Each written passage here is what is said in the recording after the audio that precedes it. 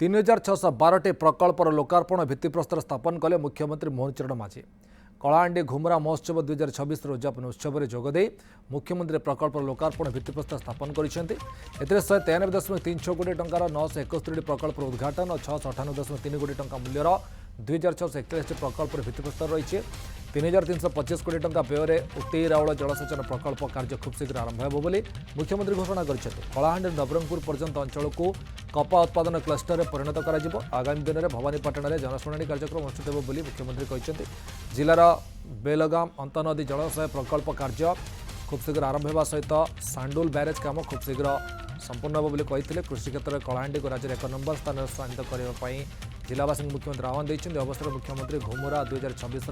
स्वतंत्र स्मरणिका कला झरण उन्मोचन करते कार्यक्रम में जिलार विधायक सांसद जोग देते। 350 कोटी रु अधिक टंका हम जार डीपीआर या सीडब्ल्यूसी अप्रूवाल कर से प्रोजेक्ट आज कलाहांडी में होगापी जाऊँगी यह हम ताले कलाहांडी जिला ओडिशार 1 नंबर ये कृषि क्षेत्र में उत्पादन क्षेत्र में अधिक हम एक मुझे आशा करी एणु आहरी अनेक इरिगेशन प्रोजेक्ट एवं से सहित शिक्षा क्षेत्र में स्वास्थ्य क्षेत्र में रास्ता क्षेत्र में एवं लोक मानकु युवक युवती मानकु किभली भाव में आर्थिक क्षेत्र में तांको अधिक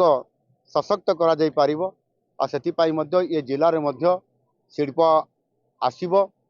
आ सेतिपाई आम सरकार Utkarsh Odisha make in Odisha conclave ये संस्करण जो आरंभ करिसेंती सेथिरे स्वतंत्रता ये जिला को मध्य दिया जाउछि। आगामी दिन में एठी आपंकर कटन को बेस करी अनेक शिल्प आसवाई तांकर सहित आमर जोगाजोग रही।